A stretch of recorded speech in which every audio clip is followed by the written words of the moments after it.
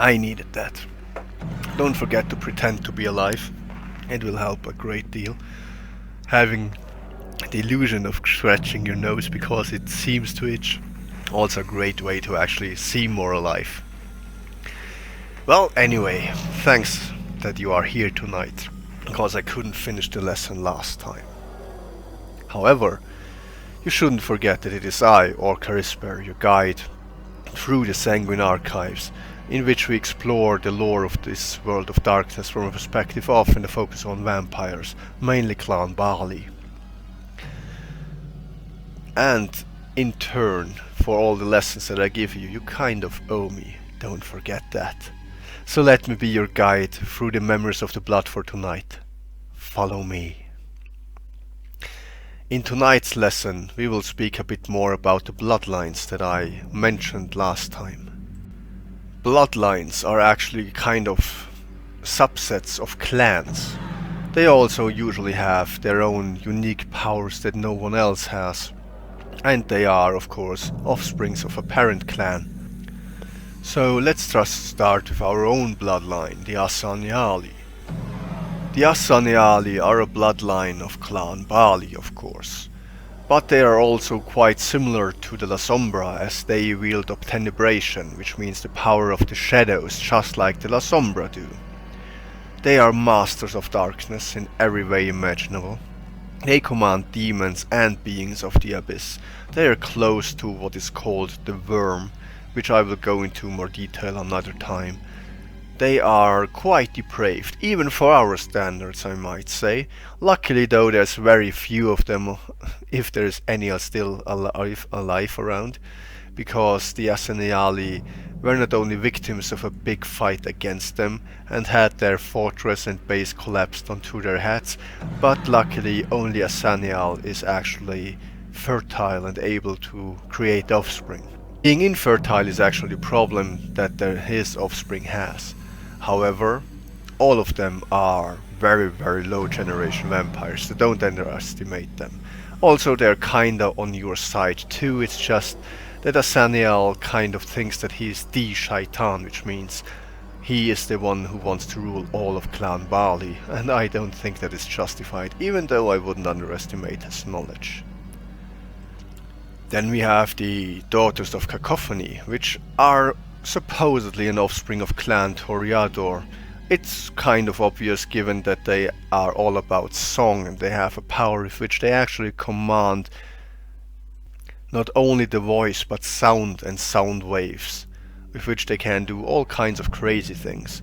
Despite the name, there's also male Daughters of Cacophony, though they are rare. The females though are very often employed as singers in nightclubs and seen often with Toreador.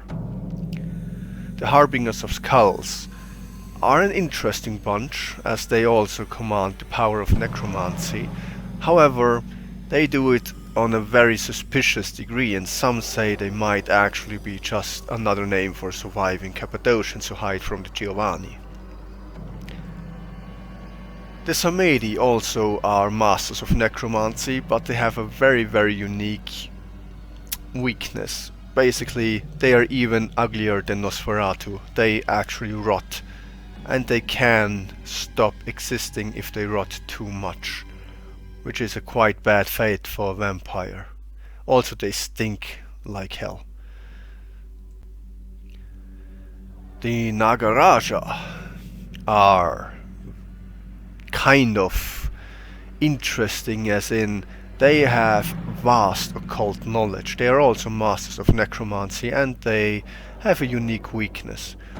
The Nagaraja used to be mortal mages and they managed to curse themselves.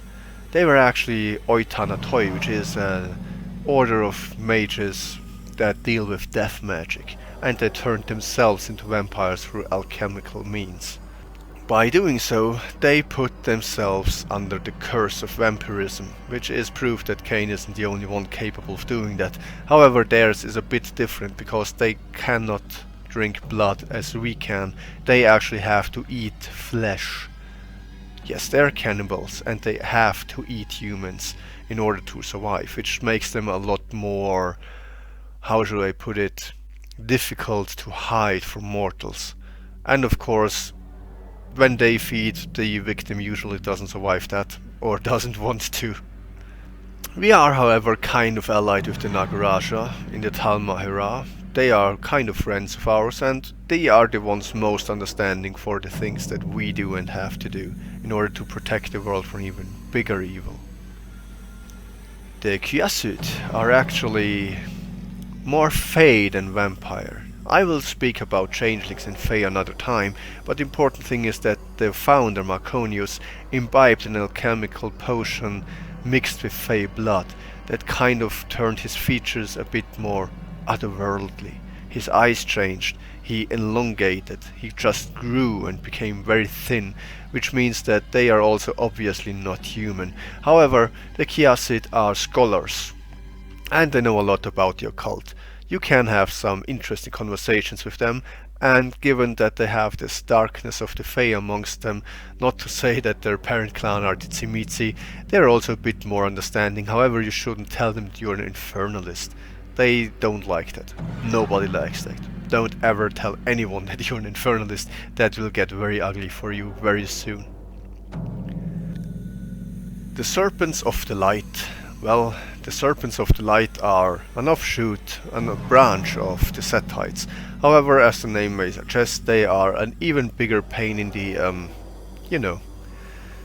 They actually want to redeem themselves and are wielding powers that are very, very deadly for vampires. Let's leave it at that. Luckily, they are also very, very rare in the Western world, so your chances of encountering them are low, and usually they are after Sethites and not you. However, if your corruption is too obvious, they may seek you out as well. And then we have the Blood Brothers. Well, the Blood Brothers are an interesting bunch as well, because they're actually created by the Tzimitzi. They fleshcraft them to look exactly like the other. They are also made in the image of the stereotypical Nazi. They are a bit dim-witted, and the flesh crafting makes them absolutely identically looking. They can even merge together to form bigger opponents. They're not too intimidating, and they're usually doing the Sabbat's dirty work. However, you shouldn't underestimate them, in special as you never know which of them you actually encountered. Speaking of creations, there's also the Gargoyles. Now, they are not exactly a bloodline, I wouldn't say, but they are vampires in some way.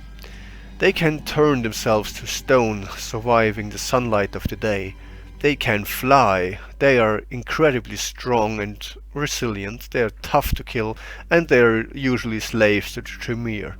They are created by the Tremere from the blood of various clans, and they are kind of forced into servitude. Most of them are forced into loyalty though, but the ones that break free hunt down Tremere as if they were the worst thing on earth.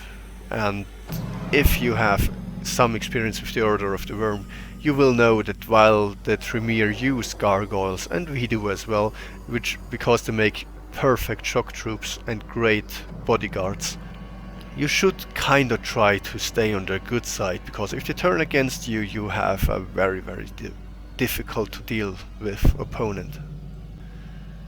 Oh, I forgot I still have something to do. I fear I have to end this lesson for tonight. Well, I still hope you learned something in this lesson in the Sanguine Archives tonight. And don't forget that it was I, Orkar Isber, the main scribe of the archives, giving you this lesson. If you want to do me a favor and return some of the value, you can become a subscribe at the archives and copy some ancient texts. If you decide to leave, don't forget to do the magical gesture of the thumbs up in order to deactivate the ancient wards and the enchanted traps. I hope you don't burn on your way outside. Don't forget to ring the bell at the door so that it actually opens. You won't be able to do it physically.